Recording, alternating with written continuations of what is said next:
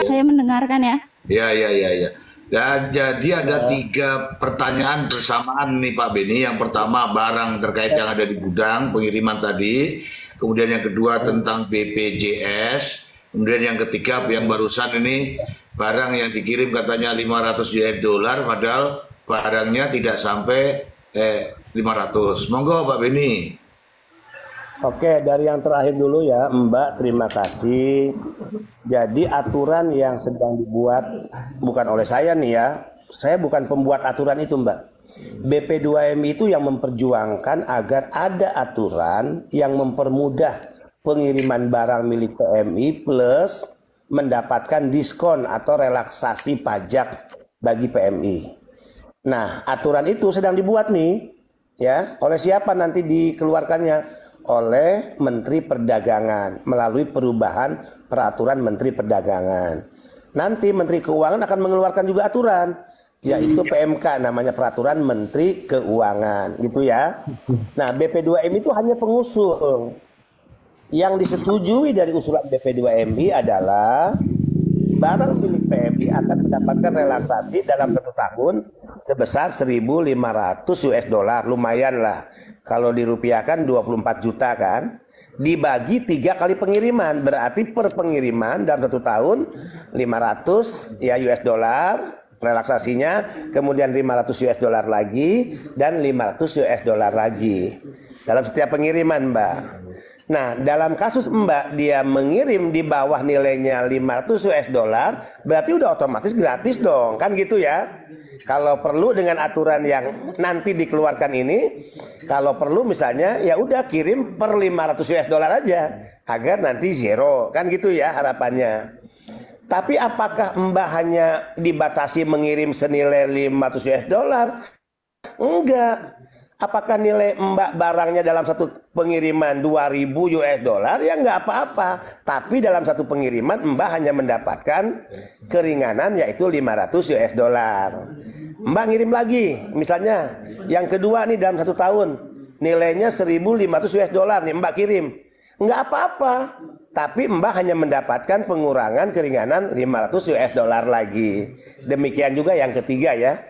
Jadi angka 500 US dollar per 1 kali pengiriman itu adalah keringanan yang diberikan pemerintah kepada barang-barang milik pekerja migran Indonesia. Itu Mbak ya. Yang kedua BPJS. Mbak tadi nanya tentang BPJS.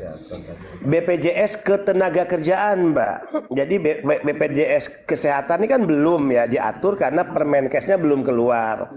Undang-undangnya sudah ada. Nah sekarang yang berlaku bagi PMI itu kan BPJS ketenagakerjaan. Manfaatnya banyak. PMI yang dulu berangkat, tolong diingat lagi nih, waktu dulu berangkat kan dia harus membayar BPJS ya.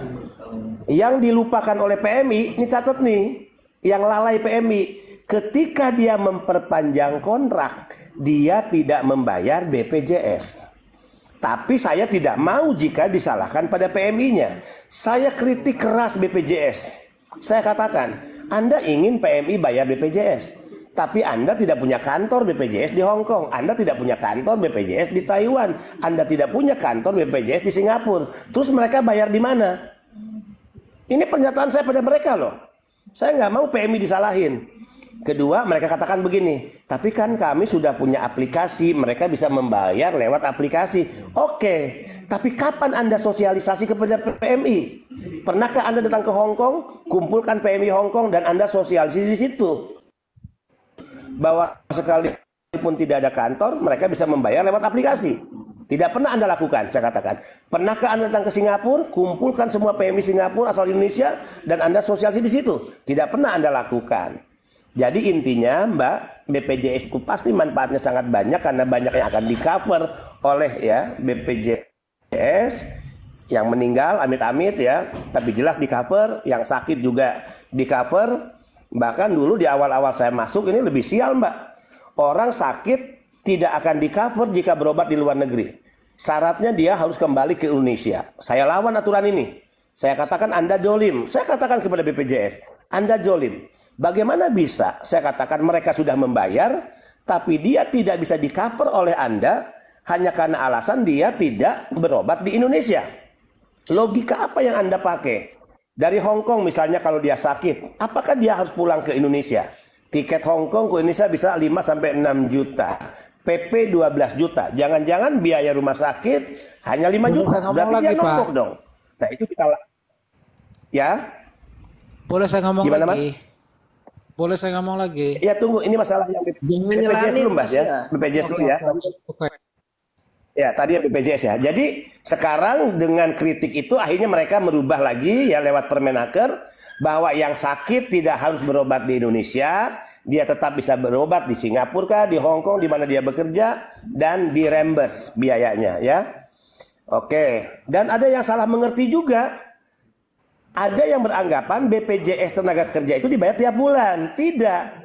BPJS itu hanya dibayar sesuai dengan masa kontrak. Satu kali bayar nilainya hanya 350-an ya. 370.000 satu kali kontrak ya, bukan tiap bulan dibayar. Oke, clear ya. Tadi yang ke pertama ya. Tadi Mas apa host yang pertama tuh yang Bapak-bapak tuh? Saya lupa tadi. Barang-barang yang ada di gudang gitu. Ya, apa sikap saya? Ya. Mas, kalau penahanan barang itu, kalau penahanan barang itu dengan alasan karena menunggu peraturan yang terkait dengan pembebasan barang milik PMI, jelas penahanan barang itu keliru. Keliru, ya. Karena sebetulnya tidak relevan harus menahan barang.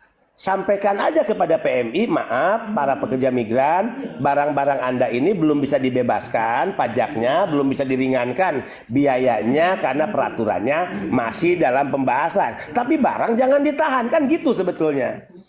Mudah-mudahan puas ya jawaban saya nih. Baik Pak, terima kasih. Saya undang dulu Pak.